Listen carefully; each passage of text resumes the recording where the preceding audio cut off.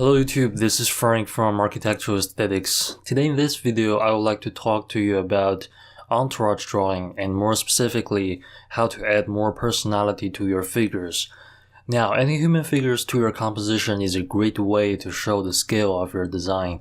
And when it comes to sketches, you can get away with very simple stick figure-like humanoid shapes. However, in visualizations that are geared towards more serious purposes such as competitions where every contender is skilled and every minute detail matters, adding personality to your entourage is a great way of adding more punch to the potency of your storytelling and hence makes your work stand out from the crowd. And the main benefit of being able to draw your own figures is that you can DIY your own human shapes that are appropriate to the settings and free yourself from the limitations of CAD blocks. Let's say that you're designing a martial arts dojo. Well, there's very little CAD martial artist blocks, but if you can draw your own figures, then all of a sudden you can populate your scene with figures doing all kinds of cool moves, and hence making the scene more interesting to look at. And with that said, this is how I used to draw my figures. As you can see, it's a very stiff, almost lifeless style. I was overly concerned with the proportional correctness, and the end result is this very rigid, almost CAD block-like figures that does the job of communicating the scale just fine, but really aren't all that interesting to look at. And what inspired me to make this video is the works of an artist named Luke Adam Hawker. Hawker has a series called People Watching in which he would sit and sketch the crowd he sees on a sketchbook. Now you can tell by studying the series that his style matures throughout the time, and his style demonstrated in the very latest iterations is just delightful to look at. The lines are very disciplined, meaning he is able to capture the movement of a person in very few lines, with facial features such as eyes and mouths indicated only using dots. I'll be linking the set drawing series in the description. After closely studying Hawker's style, I observed two principles for me to implement. First of all, as long as the overall size is correct, do not fret over the exact anatomical proportions.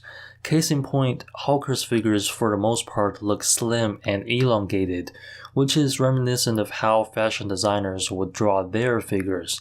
And secondly, Hawker's overall workflow is to first use a bolt line to delineate the contour or the silhouette, and use fine lines to indicate the clothing, hairstyle, and facial features, with fingers often simplified into geometrical shapes. With the two principles in mind, I did another iteration of the same set of figures, and I am happy to say that the end result is more lively and more interesting to look at. And to make this into a fun project, I had this idea of taking some characters from the show Game of Thrones and turning them into line drawings.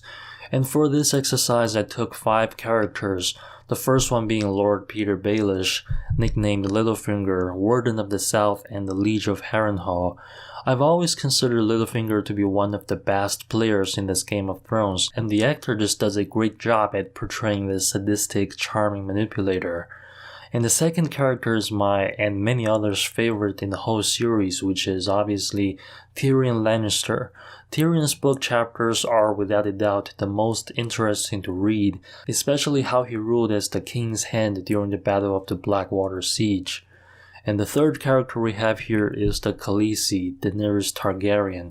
To be as young as she is as described in the book, and to be a female leader who is so wise, audacious, and compassionate is truly impressive.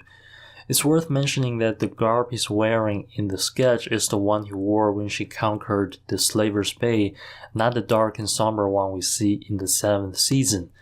And the fourth character is again my personal favorite, and I am torn between him and Tyrion. And of course he is Oberyn Martell, the Red Viper. Oberyn's extremely charming, very intelligent, lethally dangerous, and hell of a fighter. I consider his presence to be the highlight of a Storms of Swords. It's a shame that he went out so unexpectedly. And the last character we have here is Jaime Lannister. I didn't care much for him until he got his sword hand cut off, and after that he became so much more interesting all of a sudden. And it's kind of hard to depict him without putting in the facial features, so I just colored his right hand gold to indicate, hey, this is Jaime. Alright guys, that's all I have to say in this video, and since we're talking about A Song of Ice and Fire, please add me on Goodreads if you have an account there. This way we can talk about books we love. I consider myself to be an avid reader and I would like to make some new bibliophile friends. And I'll put the link to my Goodreads profile in the description. Please add me there and I will see all of you in the next video. Bye bye.